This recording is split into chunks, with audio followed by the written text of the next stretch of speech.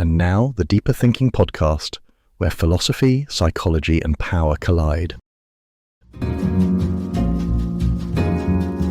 Welcome to the Deeper Thinking podcast. This episode explores the paradox of self-help, the promise of transformation that never quite arrives. Rooted in the existential philosophy of Jean-Paul Sartre and the Buddhist concept of anatta, non-self, self-help assumes that we are unfinished, that we must shape ourselves into something better. But thinkers like Alan Watts and Erich Fromm challenge this idea, arguing that the pursuit of self-improvement often reinforces the very anxiety it seeks to alleviate. Drawing on Pierre Bourdieu's theory of habitus, we examine how self-help naturalizes social conditioning, making us believe that personal effort alone determines success.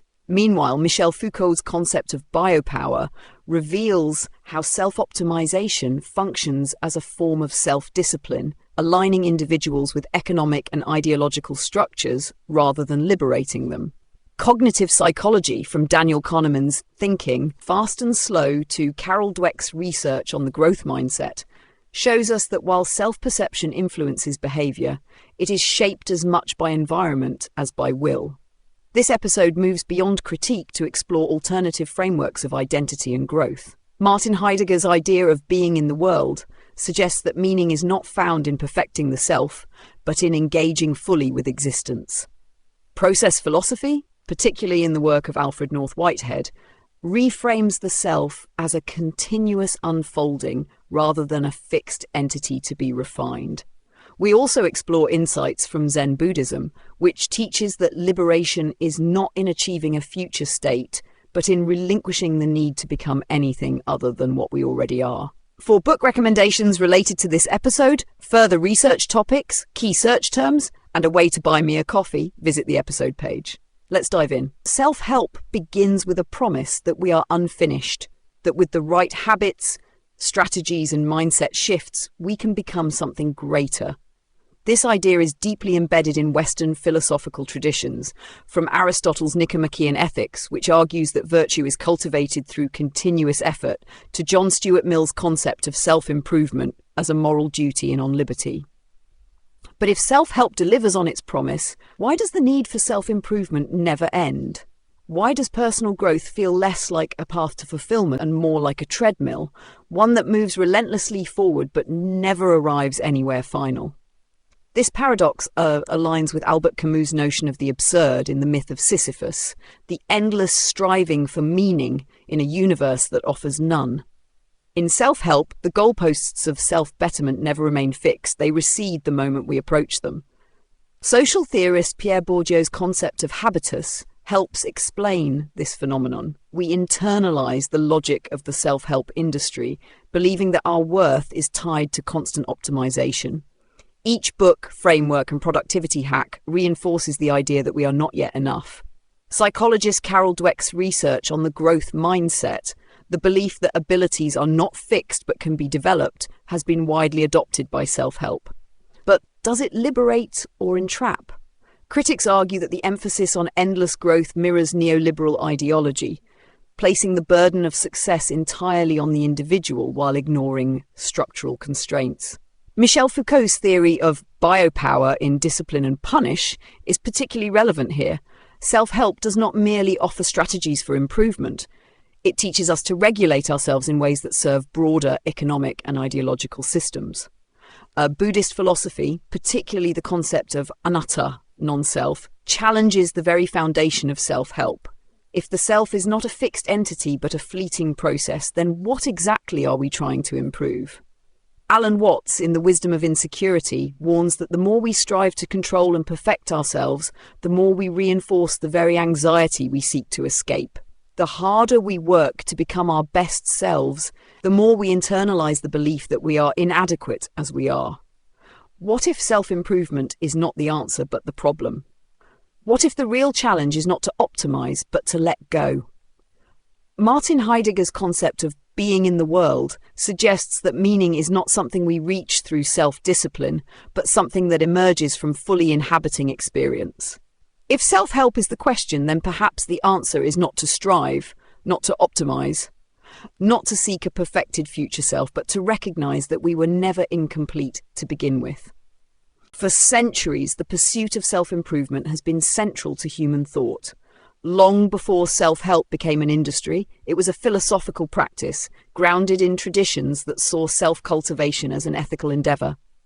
Aristotle's eudaimonia framed human flourishing as the highest goal, achievable through virtue and reason. The Stoics, particularly Epictetus and Marcus Aurelius, emphasized mastery over impulse, arguing that true freedom lay in controlling one's reactions to external events. In Buddhist philosophy, the Eightfold Path outlined a way of living that moved beyond suffering, not through optimization, but through detachment from craving. Yet where ancient traditions framed self-improvement as a means of engaging with life's deeper questions, modern self-help has turned it into a product. The shift from philosophy to industry was not incidental but structural, shaped by the rise of capitalism and the individualist ethos of modernity. Weber's The Protestant Ethic and the Spirit of Capitalism reveals how economic systems recast personal discipline as a moral duty, turning self-improvement into a perpetual obligation. Over time, self-help moved away from cultivating wisdom and became an instrument of productivity. Today, self-improvement is not about virtue or meaning. It is about efficiency. Nowhere is this clearer than in the language of contemporary self-help. The classical ideals of virtue and enlightenment have been replaced by the rhetoric of control, discipline, and maximization. Borrowing from behaviorist psychology, books like James Clear's Atomic Habits reduce transformation to small incremental adjustments framed as a predictable scientific process. But this mechanistic view of the self obscures a deeper question. If identity is fluid and constantly shifting, what exactly are we optimizing?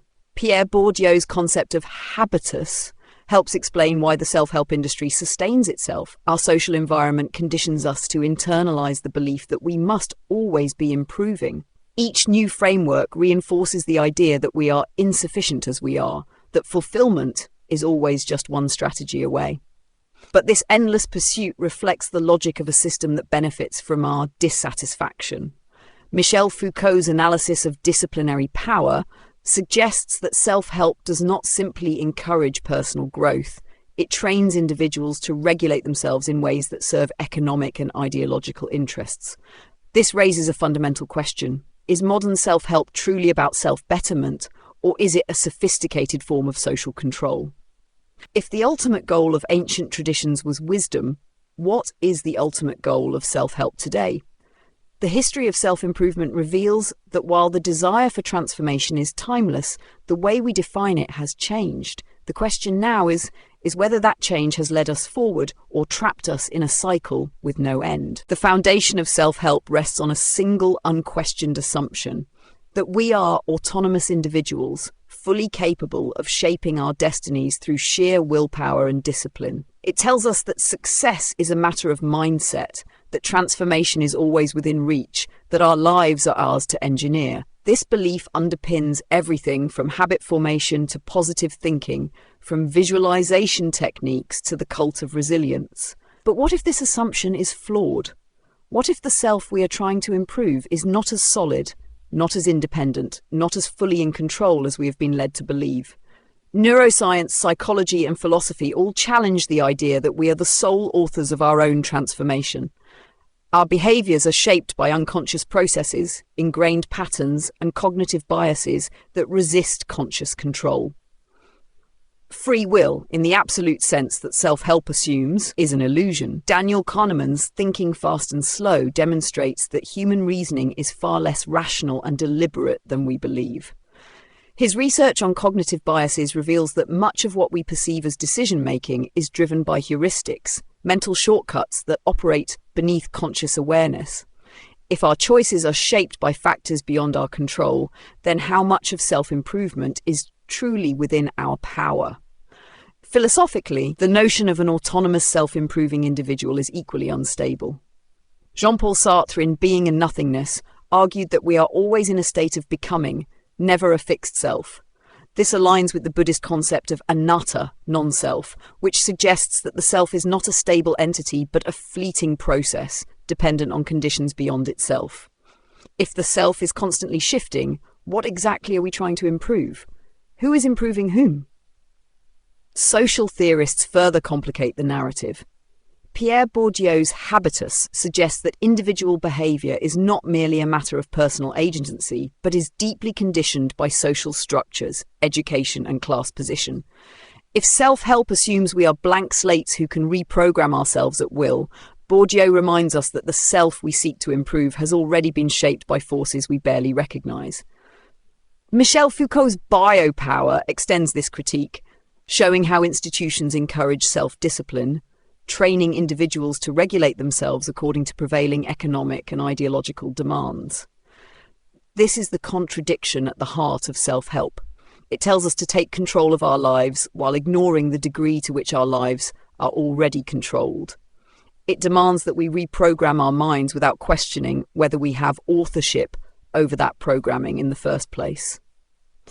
If autonomy is a myth, if the self is not a fixed entity, but an unfolding process, then perhaps self-improvement as we understand it is built on the wrong premise.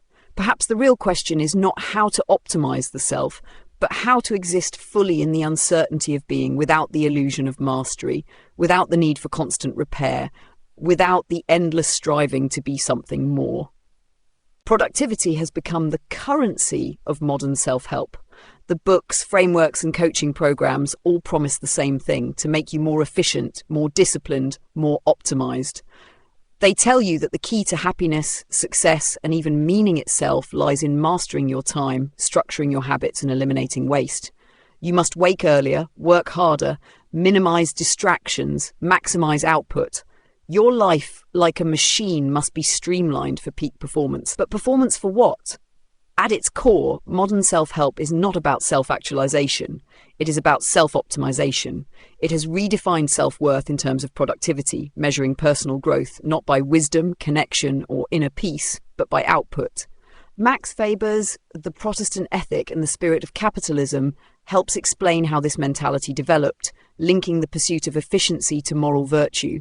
The modern incarnation of this ethic is the obsession with biohacking, morning routines, and maximizing every waking moment. Even leisure is framed as a means to an end. Mindfulness must improve focus, exercise marks work performance, relationships must increase happiness metrics. The message is clear: your life must be efficient, or it is being squandered. This obsession with optimization is not accidental. It reflects the logic of an economic system that values individuals primarily by their usefulness. Pierre Bourdieu's concept of capital, economic, social and cultural, reveals how self-improvement aligns with the need to accumulate skills and habits that enhance one's market value. The modern workplace demands more than labour. It demands self-discipline, self-management, self-surveillance. Michel Foucault's concept of governmentality explains how individuals internalize systems of control, learning to regulate themselves in ways that serve broader institutional structures. And self-help has become the perfect tool for reinforcing this ethic, teaching us not to question the demands placed upon us, but to refine ourselves to meet them. When we struggle with overwork, self-help tells us to develop better coping mechanisms, to meditate, to time block, to push through. It does not ask whether the expectation itself is the problem. It does not tell us to resist, it tells us to adapt. This is why self-help and hustle culture are so often intertwined. The belief that success is simply a matter of effort, that those who fail simply have not tried hard enough, is not just motivational rhetoric, it is an ideological tool. It shifts responsibility away from systemic forces and onto the individual, ensuring that dissatisfaction is never directed at the structures that produce it, but at one's own supposed deficiencies. If you are burned out, you must manage your energy better. If you are underpaid, you must increase your skills. If you are unhappy, you must cultivate a better mindset. The solution is never to change the world. It is always to change yourself. But at what cost? What if optimization is not the same as fulfillment? What if efficiency is not the same as meaning? What if the pursuit of self-improvement, rather than liberating us, is merely making us more obedient to a system that sees us only in terms of our productivity? What happens when self-help stops serving the self and starts serving everything but? Resilience is one of the most celebrated virtues of modern self-help. It is the ability to endure, to persist, to adapt, No matter the challenge, no matter the obstacle, we are told to push forward. We must overcome adversity, bounce back stronger, refuse to be defeated.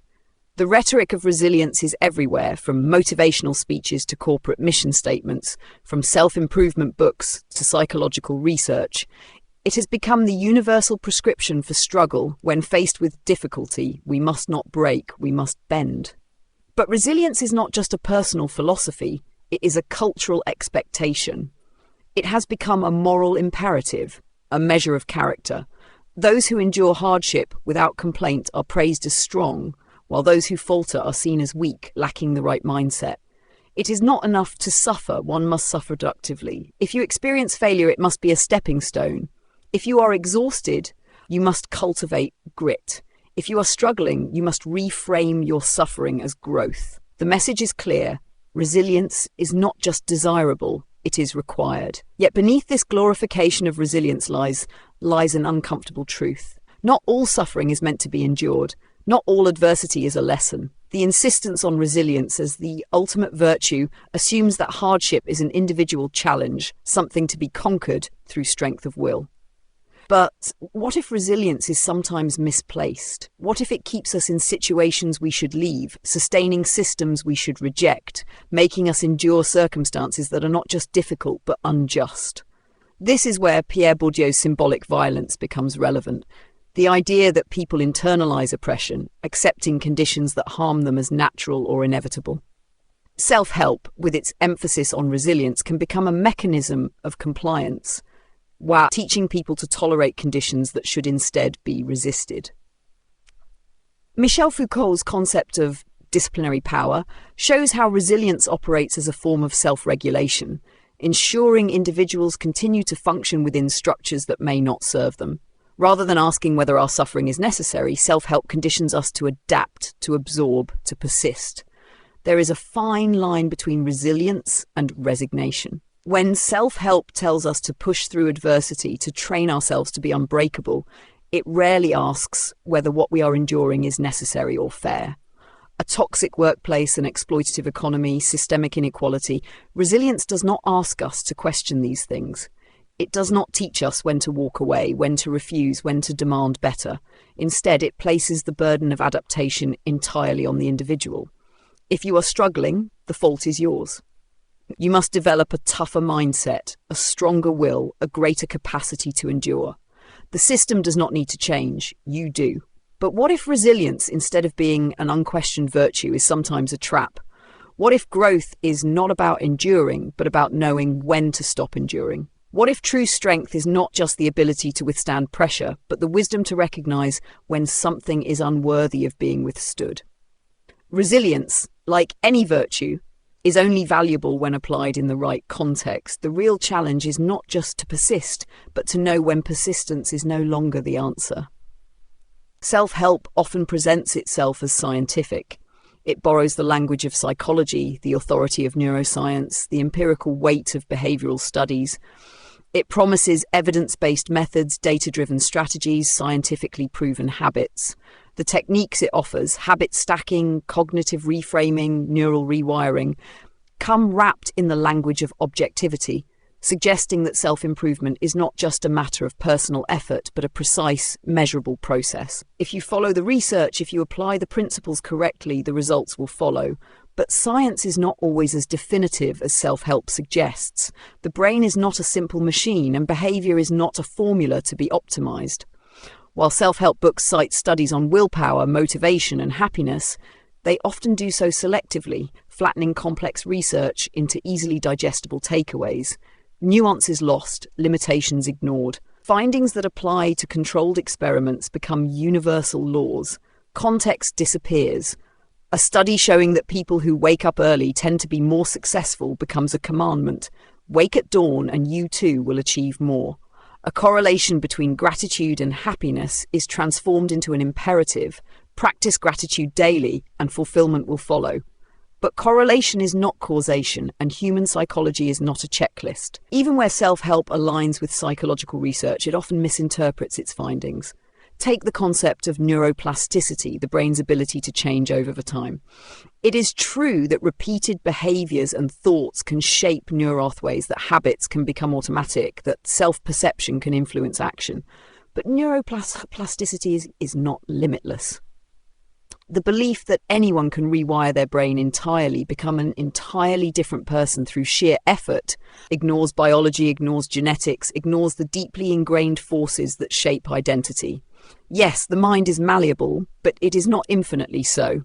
Psychologist Daniel Kahneman's Thinking Fast and Slow is frequently cited in self-help, but often in ways that distort its conclusions. His research on cognitive biases reveals that decision-making is shaped by unconscious mental shortcuts. Our brains are not rational calculators, but deeply flawed prediction machines. Self-help often assumes that knowledge of these biases allows us to override them, but Kahneman himself is skeptical.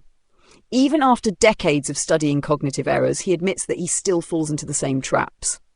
If the experts cannot escape the limits of human cognition, can self-help truly promise mastery over the mind? Moreover, the psychological tools promoted by self-help, mindfulness, visualization, positive thinking, are often stripped from their original contexts. Mindfulness, once a spiritual practice rooted in Buddhist traditions, has been repackaged as a productivity tool. Visualization, once an artistic and meditative practice, is now a performance-enhancing exercise. Even therapy-inspired techniques like cognitive reframing have been detached from their clinical applications and sold as one-size-fits-all solutions. But psychological growth does not happen in isolation. It happens in relationships, in communities, in environments that shape us just as much as we shape them. The irony is that while self-help claims to be rooted in science, it often operates more like belief than research. It gives people something to cling to, a set of guiding principles, a structured way of thinking. But the mind is not a machine, and change is not an equation. What works for one person does not necessarily work for another. The deeper question is not whether self-help is backed by science, but whether it can ever capture the full complexity of being human. Self-help often presents itself as neutral, as if it exists outside of ideology, offering only tools for personal betterment. It claims to be universally applicable, a roadmap for anyone willing to put in the effort. It does not concern itself with politics, with culture, with social systems. It is about the individual, their choices, their mindset, their actions. But this neutrality is an illusion. Behind every self-help philosophy lies an implicit set of values, a vision of what it means to be better, to be successful, to live well. And these values are not universal. They are specific, shaped by the cultures, economies, and ideologies that produce them. Consider the self-help ideal of success: financial independence, personal discipline, mental resilience, relentless growth. These are not arbitrary virtues. They reflect a worldview in which individuals are responsible for their own fate, where external circumstances matter less than inner resolve. This is an ethic deeply tied to capitalism, to the logic of self-sufficiency and market competition. It assumes that success is an individual achievement, not a collective condition. That hardship is a test of character, not a symptom of structural inequality. That fulfillment comes from optimizing the self, not questioning the systems that shape our desires in the first place. Max Weber's The Protestant Ethic and the Spirit of Capitalism helps explain this mindset. He argued that modern capitalism was not just an economic system, but a moral framework, one that linked work ethic to self-worth, financial success to personal virtue. Self-help extends this logic, reinforcing the idea that our value is measured by output, that our failures are personal rather than systemic. If you are struggling, the problem is not society, not policy, not economic structures. The problem is you. Work harder, think differently, adapt. Even the language of self-help, growth, hustle, grit mindset mirrors the demands of the modern economy. We are encouraged to be adaptable, flexible, endlessly improving. We must invest in ourselves as if we are businesses, maximize our potential as if we are assets. Productivity is framed as a virtue, efficiency as a moral duty. The logic is clear: to be valuable, one must be useful. To be worthy, one must perform. And if one fails, if success remains out of reach, the fault lies not in the world, but in the individual. They did not think positively enough, work hard enough, want it badly enough. The system remains unquestioned. But self-help is not only shaped by economic forces, it is also shaped by cultural ones. The Western emphasis on individualism runs deep through its philosophy, reinforcing the idea that we must forge our own paths, that dependence is weakness, that we are, above all else, self-made. This is not the only way to see the world. Many traditions place identity in community, see growth not as a solitary pursuit, but a shared endeavour. Yet self-help rarely acknowledges these alternatives. It presents its vision of selfhood as natural, inevitable, universal. It is not. Michel Foucault's theory of governmentality is particularly relevant here. He argued that modern power does not function through coercion alone, but through the shaping of how people think about themselves. Self-help in this sense is not simply a philosophy of personal improvement. It is a mechanism of control. It trains individuals to regulate themselves, to internalize responsibility for their own success or failure, to see systemic issues as personal challenges rather than collective struggles. If self-help is a philosophy, then it must be treated as one, examined, interrogated, placed in its proper context. It does not exist in a vacuum. It carries assumptions about power, about responsibility, about what it means to be human. And the question is not just whether its advice works, but whether its vision of life is one worth striving for at all. Self-help is built on a vision of the self as a project, something to be designed, refined, and perfected. It assumes that with the right strategies, the right mindset, the right habits, we can sculpt ourselves into the best possible version of who we are meant to be. This is the language of progress, of optimization, of mastery. But what if this entire framework is misguided? What if the self is not a problem to be solved, not a puzzle to be completed, not an unfinished work that requires constant revision? What if the very pursuit of self-improvement is itself the obstacle? The idea that we must always be moving towards something, growth, success, fulfillment, implies that where we are now is never enough. It conditions us to see the present as merely a stepping stone to a future where we will finally be whole. But that future is always receding. No matter how much we change, no matter how much we achieve, the goalposts shift. The version of ourselves that we are chasing is never fixed, never final. The self we seek to improve is by definition always just out of reach. This paradox is central to existentialist philosophy. Jean-Paul Sartre, in Being and Nothingness, argued that human beings are always in the process of becoming, that the self is not a fixed essence but a continuous unfolding. This aligns with Buddhist thought, particularly the concept of anatta, non-self, which suggests that the very idea of a permanent self is an illusion. If the self is not a fixed entity but a fluid process, what exactly are we trying to perfect? Who is improving whom? Alan Watts, in The Wisdom of Insecurity, warns against the modern obsession with self-improvement, arguing that the more we try to control life, the more anxious we become. The harder we work to become our best selves, the more we internalize the belief that we are inadequate as we are. The pursuit of growth creates the very dissatisfaction it seeks to cure. What if fulfillment is not found in the pursuit of a perfected future, but in fully inhabiting the present? This is not an argument against change. Growth happens, learning happens, transformation is inevitable, but these things do not happen because we force them. They happen because we live.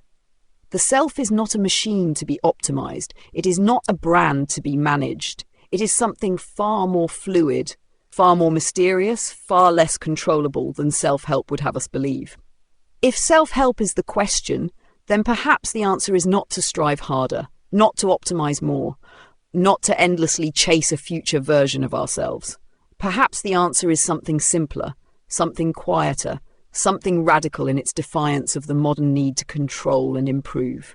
Perhaps the answer is simply to be. Until next time. This episode of the Deeper Thinking podcast was written, produced and researched by Benjamin James. It was read by Holly, a digital narrator. For further reading, resources and a chance to support the show, visit the episode webpage, where you'll find book recommendations, key topics to explore, and a way to buy me a coffee.